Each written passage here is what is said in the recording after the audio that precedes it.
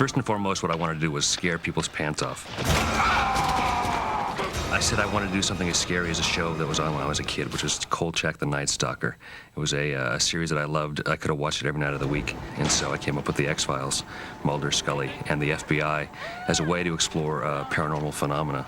I never wanted to make the FBI the bad guy. I always saw the characters at the FBI as being not the ultimate bad guys, but the middlemen, the people above them, represented by the cigarette-smoking man, were the people who were pulling the strings, the puppeteers, if you will. And the government is kind of an all-purpose bad guy in the X-Files, but I think one only has to pick up his newspaper to see that this isn't far from the truth. They will do something wrong, they will do something to unwitting citizens, and then make it right by apologizing about it afterwards. It seems to be the standard operational procedure. And I think that this is a very pervasive attitude and idea that the government may indeed not be working in your best interest.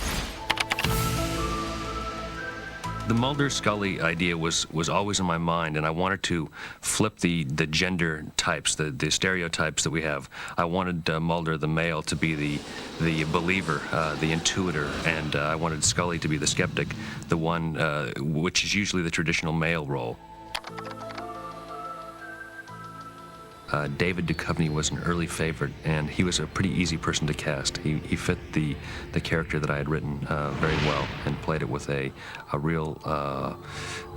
He underplayed it is what he did, and I think that was what won him the part. Also, he has a tremendous amount of personal magnetism and sex appeal.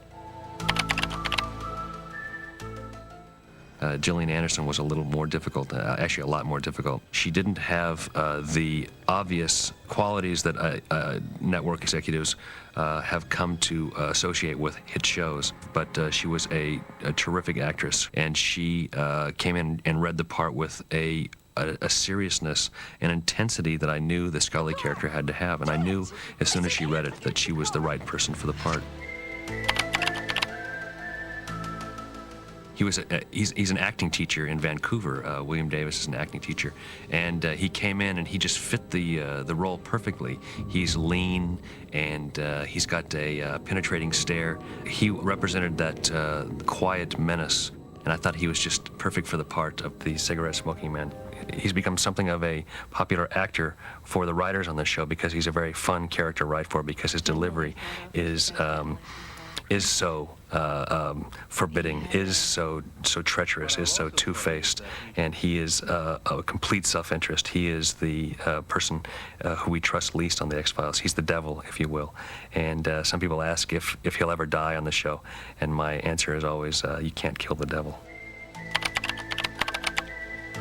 The character Deep Throat, of course, came from the famous infamous Watergate figure who may or may not have existed.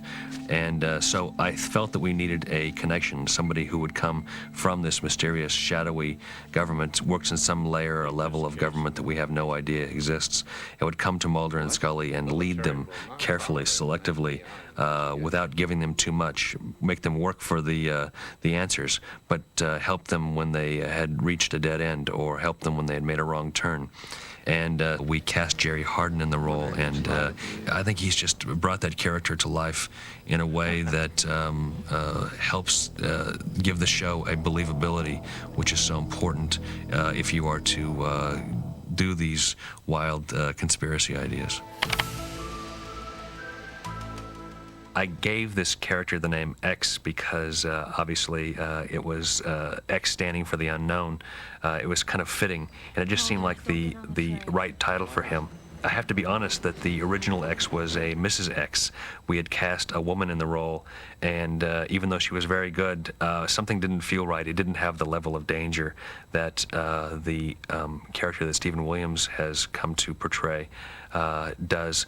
And his relationship with Mulder, I think, reflects a lack of commitment and conviction that his predecessor had. And it is a more interesting relationship in a way, because something could always happen when X comes around. He's a man who will pull a gun. He's a man who will throw a punch. And it adds, I think, a level of danger to the show. We've always pushed the limits on this show, and if you look at the wonderful images we've created, they have always come to us with much difficulty. Anytime you want to do a special visual effect on a television budget or schedule, you are pushing the limits of what you're capable of for all the various restrictions. It's been a beautiful show in terms of its effects because they've been believable, they've been minimal, they haven't been overblown, and supervised and coordinated by the illustrious Matt Beck, who has been our special effects producer from the beginning. He comes in and he's got a very, very strong personality, but he knows how to make something good. He's got very good taste.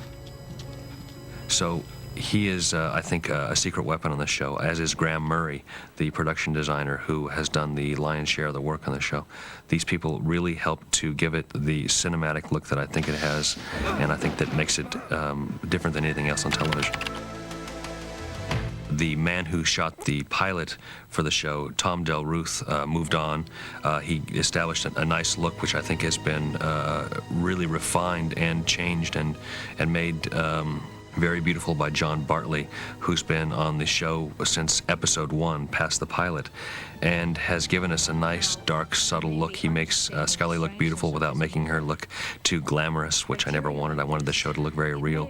But he really helps us to scare you by hiding things in shadow, half-lighting things. He's given the show just a wonderful look, and he's been honored for it, too. He was just nominated for an ASC award. He's been nominated for ASC awards in the past on the show.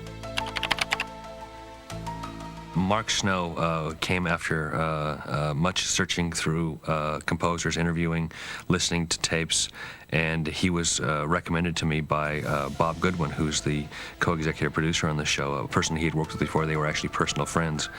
Mark happens to live very close to me, which helps because I'm very hands-on with the music. I like to listen to the music before it ever goes on to the picture and make little notes and see how the music's going to augment or supplement or make better the story we're trying to tell. And Mark he's got such a natural hand at this, and a natural facility for it, that I spend so little time now actually trying to guide him or direct him. I go over there just to listen to the beautiful music he puts in the show. MUFON actually is a real organization, and they have chapters around the United States and even in Canada. I've actually gone to some of their meetings in Canada. They are the UFO group operating, I believe, internationally, and have some influence over the literature and the organization of the search for the truth, the need to find what the government knows and may be keeping from us. It actually is an organization interested in doing just that. The X-Files is filled with all sorts of inside detail, all sorts of things. One of them has become quite well known now, which is the clock reading 11:21, which is my wife's birthday, November 21st. So you'll see those numbers, and they are meaningful. The train car numbers are significant. The numbers 82517 are the numbers, but 517 represent the birth date of the writer's wife, Frank Spotnitz's wife, and 825 actually are the numbers that are significant of my directorial debut on the second season of The X-Files. These episodes represent a real big part of the mythology, and it began back with Duane Barry and with Scully's abduction in that episode. It led us up to these two episodes, which is where we had taken everything that Mulder and Scully had learned about the truth, about the conspiracy, needed to be understood to get to these two episodes. But I think that they stand on their own as well as really great suspense thrillers. So they are important to the mythology. They are indeed an answering of questions for the Duane Barry beginnings, and we learn a lot about what happened to Scully, where she may have gone, who may have taken her. That's something that is answered but not quite clearly. So it continues the mythology. It actually, I think, sparks new questions. It provides us with more questions than answers in the end. Scully arrived at the Hansen's disease camp, and saw those deformed people and was led to believe by the government official or shadowy syndicate official that this was a government conspiracy, a cover-up, the work of so many doctors in the government trying to play God, trying to play with the genetics and trying to alter humans. So these episodes were really to give Scully some credibility, give some credence to the idea that this whole alien conspiracy was, in fact, trumped up, was created by the government as a dodge for what was really going on, which was genetic experiments on actual human beings. The scene that I love the most is the train episode, and then with the standoff, the two-man standoff between David Duchovny and Stephen McHattie. Getting that sequence was something. It was a phenomenon in itself. Rob Bowman, the director of the episode, went to great lengths to get to those great aerial shots. The whole sequence was something that they told me we could never do, and then in the end, Bob Goodwin, the co-executive producer, J.P. Fenn, the production manager, and Rob Bowman somehow found a will and a way and the money to make that into, I think, one of the great television sequences of all time. There were great difficulties in making the episode, or the episodes, and most of them had to do with the trains. The interior of that train that you see is actually on stage, and also the interior of the passenger car is also on stage. Those are all gimbaled and created. But the trains themselves, I was warned, and I didn't listen. I'm kind of glad I didn't listen in the end, but Bob Goodwin, the co-executive producer, had warned me that working with trains was very slow and time-consuming. And time is everything in the making of a TV series. You are always racing the clock. To shoot a shot, you have to roll the train into position, and then if you want to shoot it again, you've got to roll the train back and roll it back, into position, move it, and it's very slow. Trains move very slow, and they're very heavy, and it takes a lot of time and effort and consideration. A stuntman actually jumped on the train. David did not jump on the train, but David, in fact, did get on top of that train. He was wired, harnessed, was all done safely. He completely botched and dropped his cell phone, as you see, and then crawled down into the train. I think that he will make a great feature action star someday, because he's very athletic, very physical, and has very little fear about doing these things. He was really a trooper to do it. The train that you see at the end of the show that blows up is an actual train car. It was a train car that was wrecked and was sold to us for a very reasonable price by the Canadian Railroad. It is an actual train that blows up, and there are actually 8 cameras, and I think we used every single angle on the end. It was something that was above and beyond what you would normally see on a TV show.